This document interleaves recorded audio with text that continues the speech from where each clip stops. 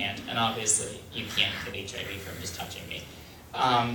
You know, it makes my story very unique. I was very uncomfortable with the idea of coming out publicly about being HIV positive. There really isn't anyone, especially to the magnitude of that's, you know, really political. There are 4 people in this entire country that are elected, holding office, and they all happen to be on city councils and city commissions across the country. Only 4 who are open about their HIV diagnosis, but there's not really a young person. And, you know, sex education, abortion, reproductive health care, all of that, STDs, HIV/AIDS, that's a big issue for so many young people that they think they're invincible like I thought. And I knew that if I wanted to run for office in 2016, as I had been planning on, you know, looking at either this seat or the State House legislature, and of course I opted with this smaller seat, I knew that this was going to come out about me. And I'm in a room full of Democrats, and I hate to be partisan, but I will be damned if I let some ordinary Republicans paint me out to be some dying AIDS patient. And had I not come out publicly about it, they would have done that. And I will not, never. So I also, you know, believe that if you have skeletons in your closet, make them dance. So that's exactly what I have decided doing. And I do find that a lot of people, you know, I say that I'm HIV positive, and I think a lot of people are like, I know I'm 24, I don't look like I'm 24, I do look like I'm, you know, 17, 18 years old. But this, so many people say, your face is not one that I would associate with sickness. Which I kind of find that offensive, but it's not something that I would associate with the disease of HIV/AIDS. But what does HIV/AIDS look like? AIDS doesn't discriminate. You can get it if you're 65, you can get it if you're 2. You can get it if you're black, you can get it if you're white, Asian, Latino, whatever it might be. You can get HIV/AIDS no matter who you are, where you live, or who you love. It doesn't matter, it doesn't discriminate. So I find that in the process of talking and now campaigning and going all over the state, especially talking to people in Pinellas County, I do mention this to people, and I find that most people are more interested in my ideas and how I'm going to help, you know, women, children, and working families, and how I'm going to, you know, move forward the city of Largo and how that will ripple across all the rest of Pinellas County and Tampa Bay, and doing a lot of the policies that I'll set forth to, you know, ensure that every child has the opportunity to live up to his or her own God-given potential. So people are more interested. Fortunately, my experience so far, I can't speak to the other 4 people across the country, but with my experiences so far, people are more interested in my ideas than my sex life. Thank you. Go ahead. Has Pinellas County changed at all? Because it used to be very, very conservative. Oh, Pinellas? Yeah. Oh, Pinellas County. Well, Pinellas is great. I name drop 2 names that I know, all of us know in this room. Of course, Charlie Crist and Alex Sink. They both live in Pinellas County. Yay for me. You know, I'm very proud of Governor Crist. You know, he ran a very hard-fought campaign last year for governor. Of course, we fell very, very short of that goal of electing, you know, Charlie as the next governor of the state of Florida. But Pinellas is interesting. Pinellas is by no means red. Pinellas, I think, is very purple. It's 972,000 people that live there. It's the most densely populated county in the entire state. We have more registered Democrats. We have 35% registered Democrats, 34% registered Republicans, and all the rest are NPA. Those NPAs in Pinellas County, that's why I say it's purple. Those NPAs decide. And a lot of those NPAs do tend to go Democrat, along with the registered Libertarians if they don't have a choice of L versus DNR.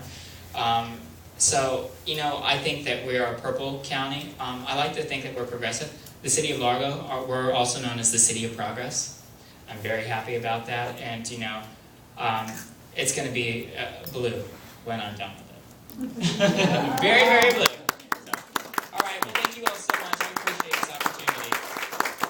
And thank you, Aaron. It was a very enlightening presentation, and we want to thank you for making the trip down here. I happen to be very familiar with Magic Johnson, so Oh, yeah? we are fellow Spartans. Oh. And some Wolverines painted his statue in East Lansing yellow this weekend, which is, those of you who don't know the rivalry between Michigan and Michigan State football teams, it's vicious. So there's a statue of Magic Johnson in East Lansing, and they went and painted him yellow. But he is a good example. Anybody who has seen him lately and can remember, you weren't even alive, but I can remember his announcement when he came out and announced he was HIV positive. And teams wouldn't play if he had to quit basketball, and people wouldn't play against him. And here he is this many years later, what we're talking about 24 years later, I think. He's alive. If anybody has seen him, looks extraordinarily healthy, and he's making $1 zillion on all of his investments. He owns the Dodgers, helps own the Dodgers, by the way, who, let's see, I guess they lost, didn't they? But they were in the playoffs, so, you know. And his wife does not have AIDS. And his wife does not have AIDS, yes. Nor his children.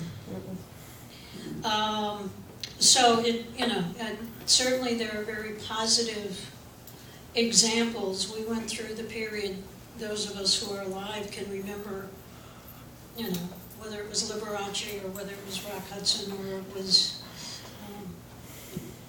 Elizabeth Glaser. We saw all of those people pass away, but we can now look at all of the people who are living with AIDS. And the progress, strangely, George W. Bush actually was the one who provided a lot of aid to Africa. PEPFAR. And they are attempting to clean things up in Africa and extending the life expectancy for those in Africa who have contracted HIV. So we're making progress, but again, what you said earlier is, I have heard those statistics too, that Florida's senior citizen population is the fastest growing AIDS HIV population. You can believe it. So, those are not made up folk facts, folks. They are real. I guess it's good to say at least we have an active senior population. And seniors haven't given up on life here in Florida, but Or love.